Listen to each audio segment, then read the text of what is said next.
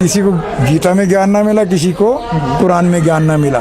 जी जी और उस इंसान को आसमान में क्या रब मिलेगा जिसे धरती पे ही इंसान ना मिला। जी जी।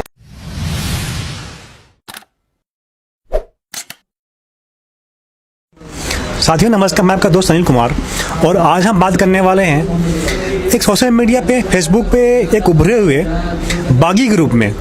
इनका नाम बागी कैसे पड़ा और कैसे ये पहले आस्तिक थे और आजकल ये बागी हो चुके हैं, तो इन्हीं बारे में आज हम जिनसे बात करेंगे। मैं पहले आज से करीब 12 साल पहले कट्टर हिंदू था। जी जी जी। मैं तमाम तीर्थ यात्राएं भी करी है, संघ भी ज्वाइन किया था मैंने जी। और बीजेपी में भी रहा हूँ जी। लेकिन 12 साल पहले एक मेरे साथ ट्रेजेडी हो गई थी। जी जी। क्योंकि मेरा परिवार, मेरे मिलने जुलने वाले सब जो हैं वो एक कट्टर हिंदू हैं। जी जी। और एक तरह से हम ब्राह्मणों के जजमान भी हैं। जी जी। और मैं एक सवर्ण से आता हूँ। जी जी जी। लेकिन मैं ट्रेजेडी हुई तो मेरा जो लड़का था जी। वो हनुमान को बहुत मानता था।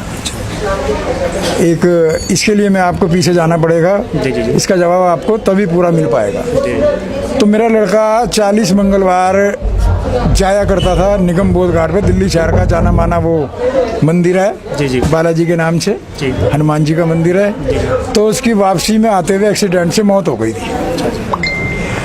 तो वह उस मंदिर के बारे में ये कहा जाता है कि जो 40 बार इस मंगलवार हर मंगलवार आता है तो उसकी मनोकामना पूरी होगी, उसके सारे काम सफल होते हैं। जी जी। लेकिन जब मेरे साथ ये ट्रेजेडी हुई तो मैं सोचने पे मजबूर हो गया कि उसने तो सारे काम भगवानों के पूरे करे थे, ईश्वर की पूरी सेवा पुरुषी की थी, तो उसके साथ आखिर ऐसा हुआ क्यों? जी जी। इस बात ने, इस ट्रेजेडी ने मुझको सोचने पे मजबूर कर दिया। फिर मेरे को एक दोस्त की मेरे को मदद मिली। वो दलित परिवार से था। जी। उनके पास एक बुक थी, हिंदुइज्म धर्म या कलंक। अच्छा। तो उन्होंने कहा कि भाई गुप्ता जी मैं किताब दे रहा हूँ, आप इसको पढ़िए और आपको सही रास्ता मिलेगा। जी। उस बुक को पढ़ने के बाद मेरे मन में आया कि और क्यों ना अध्ययन किया जाए। जी जी।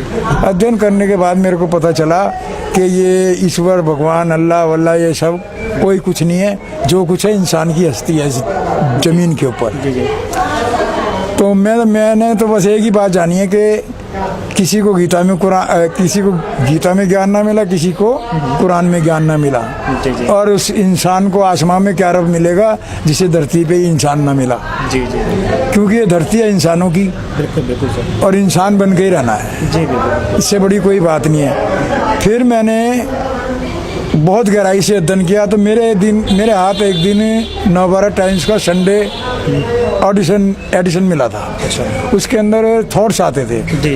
उसमें बुद्ध जी के 11 थॉट्स थे। जी जी। मैं उनसे इतना ज़्यादा प्रभावित हुआ था। उनके 11 थॉट जो मिले थे मेरे को पढ़ने के लिए, वो मैंने बाकायदा लेमिनेशन भी कराए थे, अपनी बाकायदा डायरी में भी नोट किए हुए आज की तारीख में।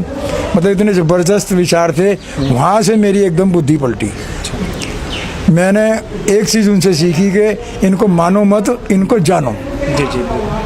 अगर आपने इनको जान लिया, ईश्वर, अल्लाह, गॉड, अगर आपने इनको जान लिया तो फिर आपको इनको मानने की ज़रूरत नहीं पड़ेगी। जी जी। तो कुल मिलाकर ये है कि मैं एक सवर्ण होने के बावजूद एथिस्ट बना। तो आजकल का जो माहौल चल रहा है, आजकल का जो परिवेश है, समाज है, और दलितों के लिए तो मैं एक बात जरूर ये कहना चाहूँगा कि जब मेरे जैसा सवर्ण एक नास्तिक बन सकता है, विचारों को अपनाओ, अच्छे विचार हों किसी के भी तो उनको ज़रूर अपनाओ। जी जी। तो मेरे बागी बनने का एक कारण है कि लोगों ने मेरे को इनाम दिया कि आप हिंदू होते हुए एक हिंदू धर्म की से बगावत कर बैठे हो। जी जी जी। तो आपका नाम ये विनोद बागी कंसल से अच्छा है कि सिर्फ ओनली विनोद बागी लिखो तो ज़्यादा बेटर है। जी जी। तो फिर मैंने अपना नाम बागी लिखना शुरू कर दिया। जी।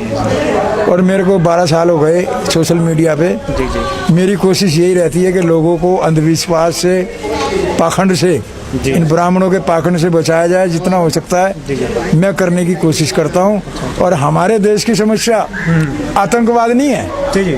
हमारे देश की सबसे बड़ी समस्या है ब्राह्मणों द्वारा रचे गए ये प्रपंच, ये पाखंड, जिसमें हमारे देश की पब्लिक अपने खून पसीने की गाड़ी कमाई को मंदिर की भेंट चढ़ा देती है, ब्राह्मणों के चरणों में रख देती है अरे जब वो भगवान सबको देता है तो ब्राह्मणों को भी चाहिए कि वो भगवान से मांगे। बिल्कुल बिल्कुल, जी जी।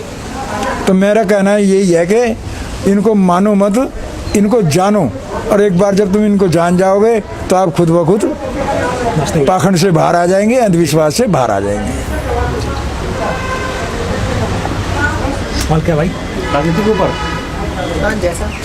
तो सबसे लास्ट में मैं सवाल पूछना चाहता हूँ कि सर, नास्तिकता का असर जो है राजनीति के ऊपर सर क्या असर जो आपका पड़ेगा आने वाले समय में? जबकि आज हम देखते हैं कि जो सर राजनीति है आज सर जो है एक राष्ट्रवाद सर आपका सर जरूर आप सर ले चुकी है। इसमें आपका सर आप सर देख भी सकते हैं कि जितना सर जो है धार्मिक कट्टरवाद है उतना ही इसमें आपका सर जो है राजनीति में आपका सर जो है एक राष्ट्रवाद आपका हो चुका है।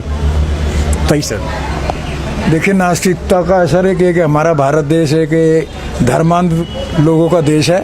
जी जी। और इस बात को हमारे सुप्रीम कोर्ट के चीफ जस्टिस साहब भी कह चुके हैं कि हमारा भारत देश 90% मूर्खों का देश है।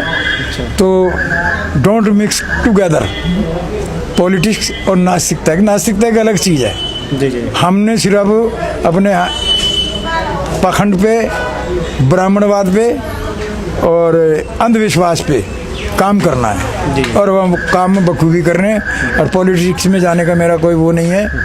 और पॉलिटिक्स में यहाँ सिर्फ धर्म के मामले से सक्सेस हुआ जा सकता है जी।